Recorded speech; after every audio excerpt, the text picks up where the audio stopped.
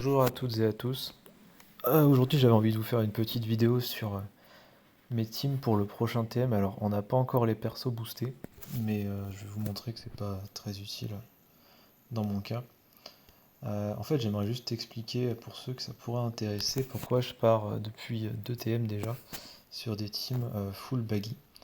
En gros, pour optimiser le drop de matériaux. En gros, d'après les petits calculs que j'ai pu faire, on est sur environ je vais vous parler essentiellement de cristaux, parce que pour moi c'est le matériau vraiment le plus rare, le plus compliqué, et celui dont on a le plus besoin en termes de limit break. Les orbes, on en a trop, et les fragments, ça s'achète pour pas grand chose. Donc, sur un run classique, on est sur environ du 7 matériaux, 7 cristaux, je veux dire. Si on fait avec des teams baggy, on est à peu près sur le double. Concrètement, c'est à peu près ça. Puisque baggy légende, si on l'a en plusieurs versions, c'est du 2 duplications par run. Alors, c'est pas forcément des cristaux qui va dupliquer, ça va être la RNG.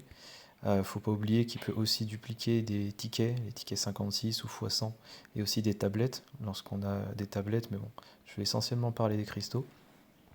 Si on fait, disons, une cinquantaine de runs, ce qui aujourd'hui est un peu un standard si on veut atteindre les 10 millions, une cinquantaine de runs sans baggy, on est sur environ 350 cristaux. Une cinquantaine de runs avec que du baggy, alors je parle pas pour l'invasion et le boss final, hein. Une cinquantaine de runs avec que du baggy, on est sur environ 700 cristaux. 700 cristaux, ça en fait donc, à vue de nez, plus de 125 de chaque cristal. Si on fait au niveau des tops, parce que forcément les teams baggy, là vous les voyez, j'ai des points vraiment ridicules. Si on fait au niveau des tops, on va dire qu'en team full baggy, on va pas aller viser quelque chose comme le top 10%, etc. Et encore, ça va dépendre des boosters que vous avez pu choper pour l'invasion, etc. Mais je vais pas parler de ça pour l'instant.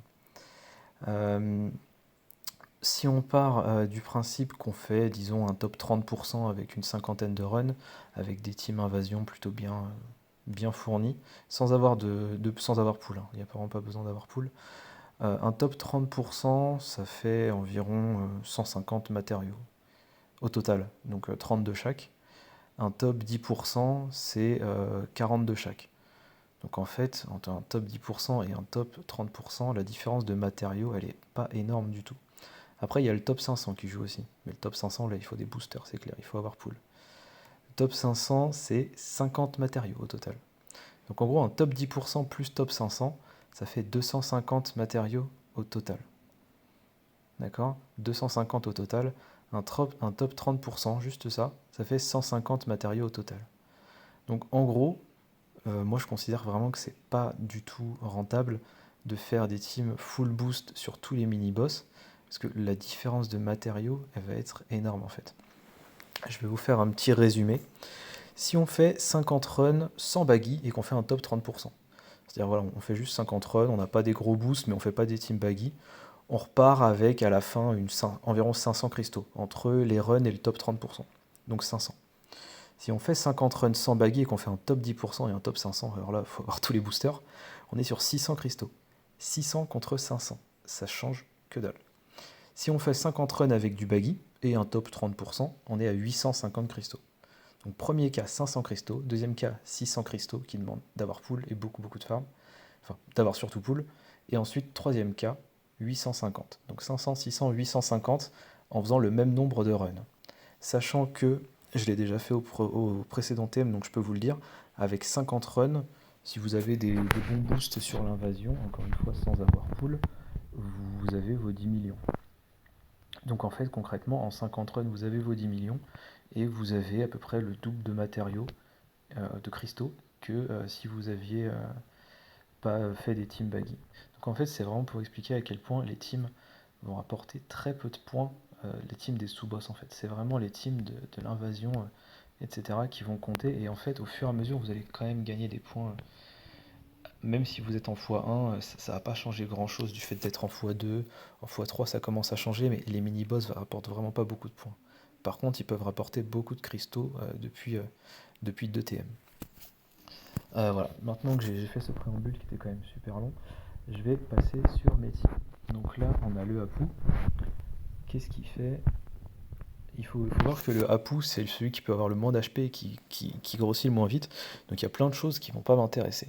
L'attaque down, je m'en fous, parce que je vais juste lui mettre des dégâts. Les blocs, je m'en fous aussi. Le special bind, je m'en fous pas, donc faut que je l'enlève. Comment j'enlève le special bind? Big Mom raid, toujours très forte pour mettre des dégâts dans la team. Le support des Sweet Commander, ça enlève les 2 tours de special bind, on n'en parle plus. Je mets le baggy 6 étoiles ici, pas le 6+, j'expliquerai un peu plus tard pourquoi. Concrètement, cette team, c'est super simple, c'est celle que j'utilise pour le premier boss quasiment tout le temps. On arrive sur le plateau avec Kid qui a forcément sa spé chargée, puisqu'il l'a dès le début, et on lui réduit de 8 tours, il est à 10 tours, avec les sockets ça fait 10, donc il l'a dès le début. On lance sa spé, il envoie pendant 4 tours des dégâts en fin de tour, donc en gros il nous permet de ce qu'on appelle de wave clear, même si c'est avec des dégâts en fin de tour, les 2 premiers stages. Donc on arrive au 3e stage et hop, ça c'est fait. 3e stage, ce qu'on peut faire. Il y a Big Mom qui met des dégâts, qui a la double spé, et il y a Koala qui régène de la vie et qui permet de passer au-delà des HP. C'est un super combo Big Mom et Koala, parce que Koala régène des HP et Big Mom elle met des dégâts en fonction des HP qu'on a. En gros, elle enlève 50% et elle envoie 100 fois ce qu'on a enlevé dans la tête de Koala. Concrètement, je l'ai fait au dernier TM. Avec ça, vous êtes large pour. Enfin, vous êtes large. Vous êtes bon pour 50 runs. 50 runs, que ce soit sur la map ou hors map, ça passe. Perospero. Perospero, ce qu'il fait. Lui, il fait pas mal de choses. Il change les cercles en BLK, en bloc.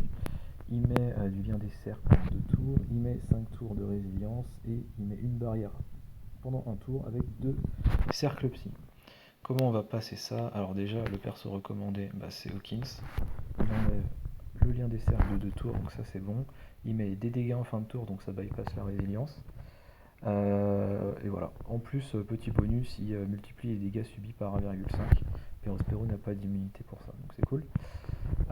J'utilise le petit Shanks Baggy qui a 50% de chance de dupliquer un trésor. Donc ça fait, on va jouer en double Shanks Baggy, donc 2 fois 50% de chance. J'utilise Barbe Blanche Roger, très fort, avec le switch qui met des effets de cercle, et qui va les pousser à 3 avec sa spé, qui va mettre des effets de type à 2, donc ça c'est cool. Et le Shanks Barbe Blanche, enfin le Shanks Baggy va mettre attaque à 2,5. Donc là on est en Team Striker, un peu Striker Slasher. Le crocodile TM, hyper inutile de manière générale, mais là qui va vachement nous servir parce qu'on va juste se servir pour swapper en capitaine. S'il swap en capitaine, il booste l'attaque de tout le monde par 4, ce qui est mieux que Shanks Baggy qui booste par 2,5. Donc voilà, donc on aura un boost par 2,5 par le capitaine ennemi, et lui x 4, donc c'est quand même vachement mieux. On utilise enfin le petit lot parce qu'il change les cercles blocs que nous met le boss, et en plus il remplit les 2 conditions, donc il va nous mettre le minimum de combo à 2,5. On couple ça avec un petit... Non c'est bon, c'est fini avec le bateau Oro Jackson. Du coup si je récap, on a un capitaine 2,5 sur tout le monde, un autre capitaine x4 sur tout le monde, on a attaque x2, effet de cercle x3, effet de type x2, dégâts augmentés 1,5 et base de multiplicateur à 2,5. Autant vous dire que là vous êtes quasiment parti pour 100 runs, hein. Donc 50 runs c'est de la rigolade. On passe à Hawkins. Donc là le baggy que j'utilise ici c'est le baggy red si je ne me trompe pas. Je confonds un peu toujours le baggy red et l'autre baggy, enfin bref, peu importe. Ce baggy là, donc il va multiplier l'attaque de tout le monde par 2,5. Il faut surtout penser à regarder quand il est en solo, parce qu'il va pas avoir l'aspect chargé, donc il va pas pouvoir passer en duel. Donc il faut regarder non pas ici les 3,25, mais ici les 2,5. Donc le Hawkins, qu'est-ce qu'il fait? Il change les cercles en bloc, il peut passer en strong et int. Voilà, donc on va mettre du quick et du psy dans la team. Il met du special bind, du lien des coups spéciaux 5 tours, et il réduit les dégâts 5 tours.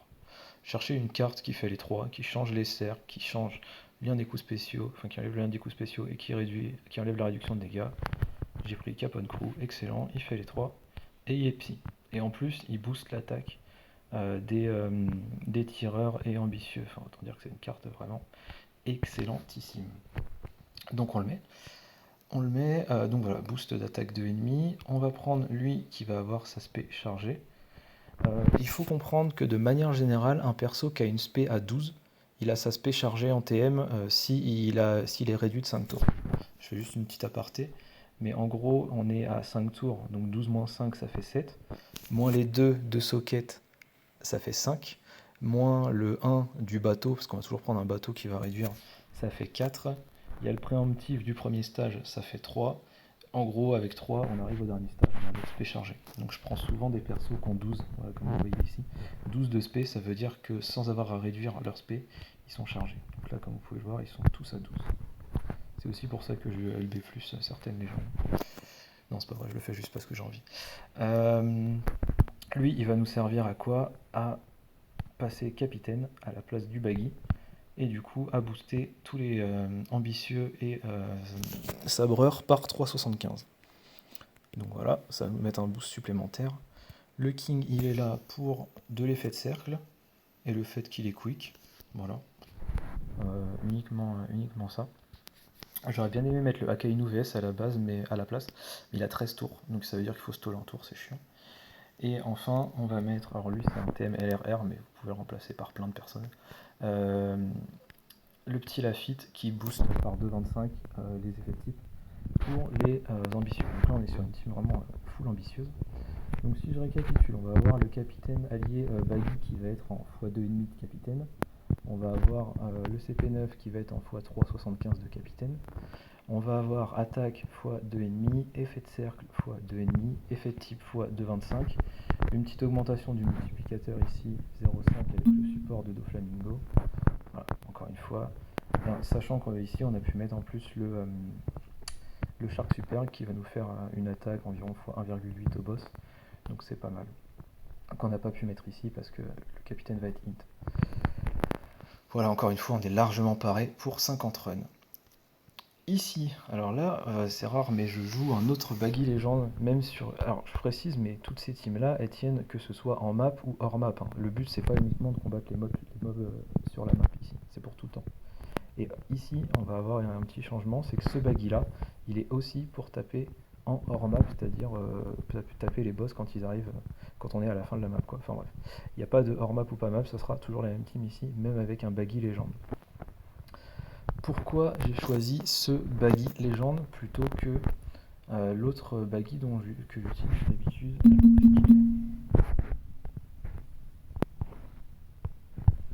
D'habitude, j'utilise ce Baggy. Le problème de ce Baggy, c'est que il booste l'attaque des persos qui sont soit à 30, soit à 50 en coup. Et en fait, c'est tout. Donc ça veut dire que si on veut jouer des légendes, des trucs comme ça, il va booster par 0. Ce qui est un peu chiant. Là, typiquement, j'ai pas mal de persos qui sont en dessous de 50, mais si je veux avoir un bon capitaine, etc., enfin faire plus de dégâts, ma configuration actuelle va être mieux en fait. Donc la team actuelle, comment ça va se passer? Je vais avoir un Baggy 6+ en ami qui booste l'attaque par 1,75 des persos qui ont un coût de 40. Ok. Le problème c'est que l'autre, si je vous rappelle, c'est 30 et 50, donc lui c'est 40. C'est aussi pour ça qu'on va se servir de Sugar. Ce que fait Big Mom, elle change les cercles en tandem ou favorable, comment on appelle ça, désavantageux. Donc ça on s'en fout, ça sera géré avec les Germa. Désespoir, attaque down et augmentation de défense. J'ai pris un perso qui fait tout, comme ça c'est fait. Défense, attaque down, désespoir, et en plus, on va repartir sur une team ambitieuse, hein, et il booste les effets de type par 2. Comme ça c'est fait. Les Germa, grand incontournable dans les teams Baggy, il va changer tous les cercles, BLK, pas BLK, on s'en fout. Il va booster les effets de cercle des psys, donc de lui-même notamment, par 2,25. Il va passer capitaine, booster tout le monde par 4, lui-même par 4,5, voire 5, parce qu'il va avoir un cercle tandem. Donc c'est super fort. Et l'attaque efficace. Donc en gros, le but de ces teams, ça va être de se concentrer pour que les Germa mettent des grosses mandales. Ça va être ça l'idée. C'est ce qui va se passer. Ensuite, on a Sugar, très important de Sugar dans cette team. Et comme vous voyez, elle est à 14 de spé. Les autres, ils étaient à ici 13 et ici 13. Donc là, je respecte pas du tout les 12, mais c'est aussi pour ça que j'ai mis ce bateau. le bateau qui va me permettre en fait de réduire de 2 tours les spé parce que comme vous voyez j'ai tous les types dans ma team. J'ai tous les teams dans ma team. Voilà. Donc là avec ces teams il va y avoir besoin de stall un tour. Je stall un tour sur une tortue au début, enfin je tape dans le vide et après c'est bon, je peux entamer. Donc Sugar donc, il va transformer tout le monde en jouet pour avoir un coût de 40. Et comme ça, ils seront boostés par le baggy.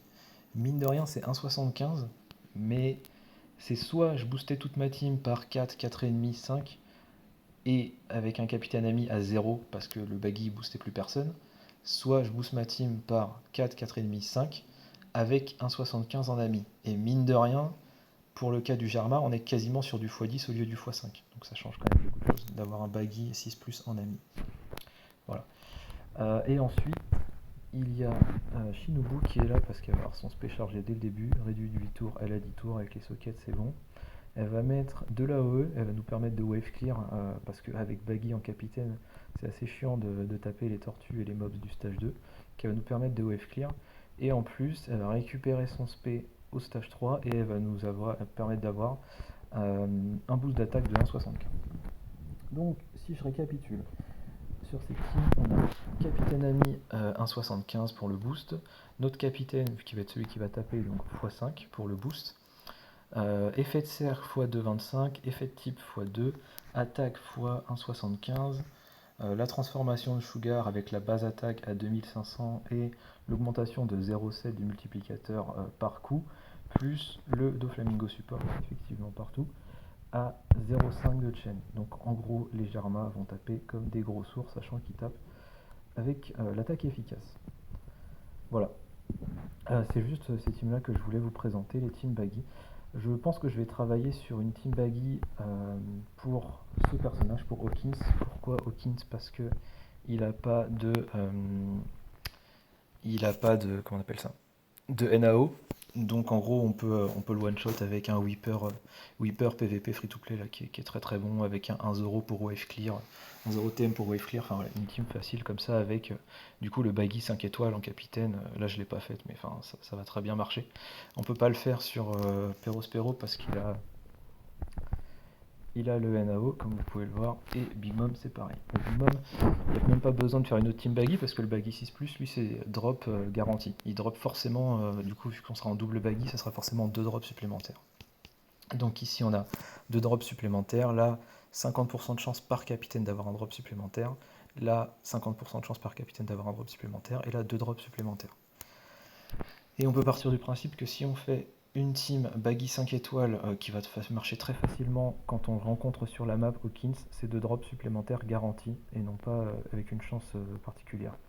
Donc voilà, on va vraiment pouvoir faire plein de matériaux avec ça, et encore une fois, la différence de points sur une cinquantaine de runs, c'est vraiment pas grand chose quoi. À la limite, ça vous rajoute peut-être 3 à 4 runs à faire par rapport au fait d'avoir des teams boostés d'habitude sur les sous-boss, mais par rapport au gain de matériaux que vous allez vous faire, enfin c'est vénère quoi.